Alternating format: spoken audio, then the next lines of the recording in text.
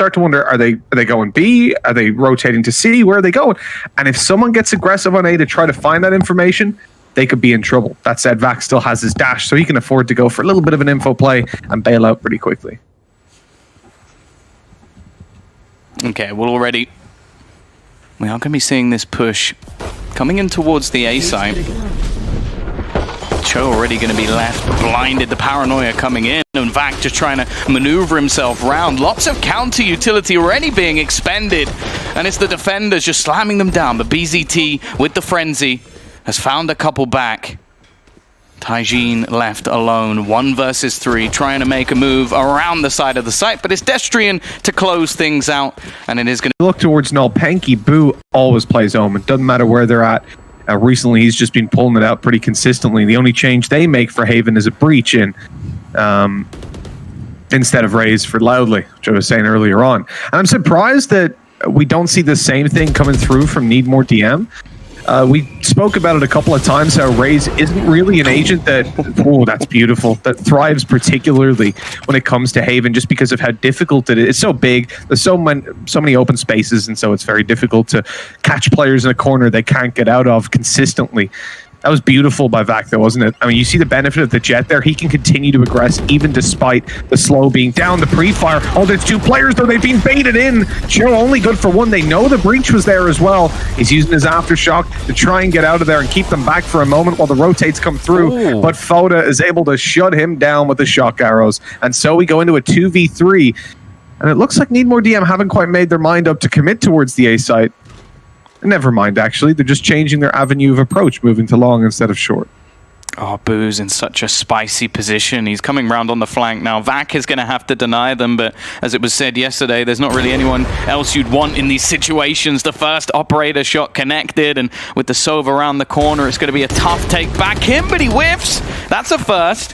He's going to get healed up instantly, though, by the Sage, and chances are for Foda, there's not really a chance in this scenario. Has to hit an instant shot, and Vac is just enough. But I think the ping's giving you the ability to basically just, okay, I'm dead. I'm just going to ping different things on the map. Seems a little bit overpowered, and somewhat takes away communication, I guess. Like, that's one of the exciting things about this game is you have to work as a team. If you don't need to communicate anymore because someone can just go, he's exactly here, then it's slightly cheating. Yeah, I get it. It's a cheap enough tactic. This is a bit dangerous. The camera can't spot the players coming up through long, so the peak is just about to go through by the breach, and Loudly might be getting a bit of a surprise as he comes around the corner. Yeah, Cho.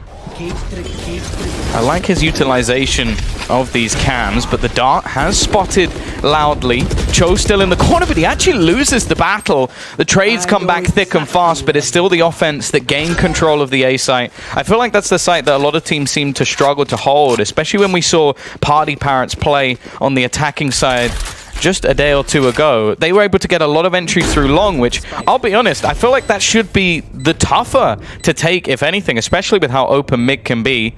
Vac, though, is going to try and sneak his way around the edge of the cage. Got that operator in hand. Doesn't actually take the shot. I thought he was going to pre-fire into the angle, and instead, he goes down without a fight.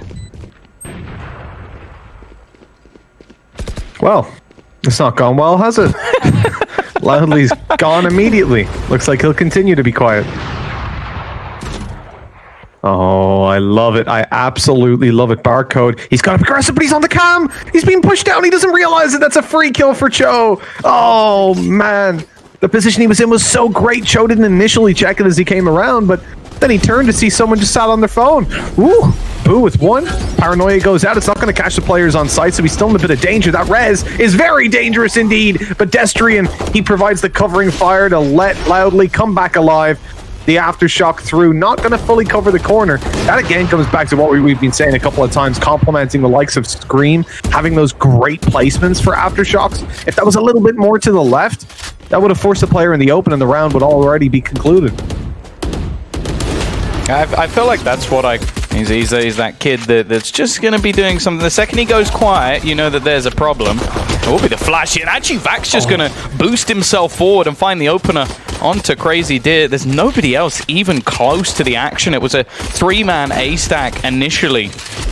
for the side of Need More DM, and now this is a real problem because the time is going to be ticking for quite a while before the full squad actually gets into position. Tigane as well, just sort of holding the line. Now we're going to see the nades thrown into position to try and clear out that back corner, and it does work. It's still just going to be the trade, though, as again, it goes backwards and forwards. They've spotted at least one man, but the shot slightly being missed by both players, so it puts us back into a potential position. I didn't expect BZT to get that kill. Cho, however, he's now the lurker. Misses his initial shot, but they still don't seem to realize where he is, and at this point, the spike is too far gone. Boo just playing this perfectly, the lurk position, and eventually closes the round. Mainly because it's necessary. I think Mixwell's one that we always sort of highlight, but for a very good reason. Vac, in the meantime, looking to try and pressure into mid. Doesn't have a whole lot of support, but the breach is just behind in the form of Loudly, who might be able to pop flash him in through the wall. Instead, Foda is actually going to gather up quite a bit of information. They know that mid has been pressured, and this might cause for a rotation, but if it does, it's a little bit far behind. They're really expecting Foda to hold the line here. The push from Loudly, though, is very risky, and Foda will get them the initial advantage. Oh my god, Taijin pulling it straight on back with a double that was so damn clean. Things are looking pretty good for Need More DM now. This is a setup we complimented before. We saw Screen do it, but Boo now in the position down towards bottom middle. Oh, gets a distraction perfectly. Chose up behind to shut down the diffuser. Failed back, and now they know there's two players. They know where they are, but they can't do a damn thing about stopping these peaks. Down below, Boo gets barcoder and easily can. As said, this is what we want to see for an operator player. A little bit more of a switch up. However, it's expected. The dart from Cho is going to leave him in an awkward spot. However, BZT still standing, and actually he's going to pop the ultimate as well. He denies them complete Suez control, and Barcoder's already closed out another. It's left all onto one man, Boo. And unfortunately, there's not much he can do. You scared me, Tom. Why would you do that? I wondered what you're doing there. I'll be honest, that caught me off guard. Well, yeah, Boo looking to give them a nice little surprise, but they know where he is now. And although he gets the first, BZT was found to buy rounds, which is all that remains, more or less. Need More DM have looked like the better team. Like, I feel like we can't put that much pressure on him, really, but Vac isn't showing up to the same degree we've normally seen. I mean, he had opportunities coming up behind them, having already popped his ultimate, and the knives just missed. Gave them a little bit of a haircut, but that's all. We've seen the dashes used a little bit too aggressively in the early peaks be punished, and I put a lot of that down to BZT. He has been so damn solid in taking those early fights and bringing them straight back to Vac with a mass amount of vengeance and fury. Yeah, I think with the amount he's been able to get away with, that's always the worry for me, especially on the attacking side. He's someone who has fallen flat in the past. I remember that in the qualifier, that he became almost a liability for the squad because he was getting picked so much with the fights that he was willing to take. A man clearly never losing any confidence. Oh, and that is Phil! What? Straight through the smoke. Couldn't see a thing, but, well, clearly he knew something was up. Yeah. Don't do that. Let's show it 10 times. Get the slow-mo. Get the zoom in. Okay. Get the, like, fade to black with the at this moment. Oh, that's big. That's a lot of information. What? He spotted two of them with one. What? That's what you call tech. He only shot one of them. Can you collateral with the drone? I don't know. But I mean, you must be able to. Oh, here we go. This is where things get really tough for the defensive side. But Barcode has done a great job. Stunned in the back of the site. The push still yet to really come in. They're trying to make their way through the sewers, but they've got stuck. Boo, however, with an aggressive position, still only manages one. And BZT's there again. Even the ultimate at the end is perfectly positioned. It will be the victory coming up for Need More DM. This guy's sick. This guy's just absolutely Yourself over the top to take some risks. But either way, enough theorizing. We are into our pistol round. You spoke about Vac being in those aggressive positions, and that's a start already. The paint shells will be dropped out. As it is going to be Lamp's control taken, and this can be quite valuable in after-plant situations. The only worry is the fact that they don't actually have any positioning into the toilets, so the retake's going to be very one-dimensional for the defense to come in. Only a few angles that they need to clear, and with the wall already dismantled, now it just comes down to the firefights, especially with these Brim smokes. In fact, they've even used a counter wall, and Cho in a prime position. They're already just going to defuse right in front. Forward, but he's going to spot out the information that nobody is there. And that's why you get a third man rotated to the B site. Now a Raze in play, nade in hand, ready to throw it through and cause some serious damage. Having this third player is massive. If need more DM, look to push forward. They have no idea they're running into the stack. And the Boombot expended, the Bulldog. Not a primary gun, but it still works out. Destrian, a little bit of a whiff. It's Foda's entry actually through the wall, and now the showstopper comes out. You can just see, run for the hills, lads. You don't want to go anywhere near that bazooka, but you are going to get taken down anyway. Destrian is gone, and BZT is now just sat on the angle, trying to control the elbow, not allow anybody back in through this position. They're going to try and dual peek him, but he gets the first, and the second's not quick enough for the trade, as we see each member beginning to fall. Boo not quite as spooky with his brimstone in play, and while realistically he should just be looking to try and save an extra gun, instead he's going to get shut down. BZT is playing. Missed that shot, and then to have Boo whiff the spray on a half HP Sage. It just, there was no way they were winning that round with those kind of plays. Well, some risks taken by Cho, trying to peek behind the drone to see if the man sending it out was on the other side, but it seems like Foda had his teammates prepared. The early tripwire has also been destroyed, so they're going to have to be a bit careful. That's so aggressive from Loudly. Just two players coming through. Boo will do some damage with the Molotov, but ultimately the site has been taken, and I almost wonder if this might just be a save. And while for some of the players it is, but I guess if you've purchased a Judge, maybe not. If you crouch, it's at least a medium range weapon. You get an extra 2 meters out of it. What it actually does, it tightens up the spray a little bit, and then you also have to not spam it. You gotta tap, tap, tap. Are you telling people to long-range tap with the shotgun, Mitch? Is that what you're trying to get people to do? Yes. I feel like this is just so that people play it worse than you in matches. So you're like, yeah, no. It's actually as good as the operator. You just need to know how to use it, and then you're just sat there going, easy frags. Easy ace.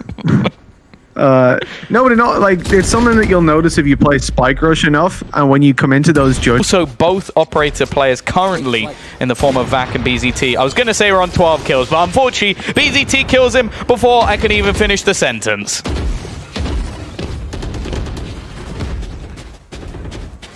Of course, you got to come to expect it at a certain point. What is this from Taijin? Just running straight on through the cage into the tripwire. He's doing everything. Oh, the shot missed, but Cho gets caught by Taijin still through the gap. And with that, Destrian left in the open and shut down to open up the B site completely. But boom, my God, what an ultimate! Straight down, exactly what we were talking about earlier. You've got so many close range angles, tight little spaces that he can just nuke, essentially. Look at that little push by Loudly as well. Crazy Deer wanted to get the plant in, thought they both rotated, but no. And with that, a 1v2, they now know exactly where Foda is as well. He is the man that I like to see in these positions, though. Probably the most cerebral player on his squad, and in a 1 versus 2, he's been tactical before. Still has some utility to play with as well, and that recon dart might be the most crucial piece. If he can work out where either of these members are, that could give him some vital info, but Loudly just connects his initial. nolpenki. We'll see if they can do it yet again as we move on in. Looking at a 3-man hold towards the A site. Nothing too unusual. Loudly with a nice opening. The nade on through as BZT punishes the low HP players afterwards. They know that a Jet managed to slip through the cracks. They saw her fly around the side. But obviously through the TP and the spike left behind, there's not a whole lot you can really do. Back's going to have to try for the 1 versus 4. And with the spike in the open, they're more than ready. The nade refreshed after 2 kills. Doesn't connect anything. But here they go. Look, 3 players swing through. There was no way he was getting away. To even just avoid an overtime. They can't lose a single round, as you said. 9 in a row.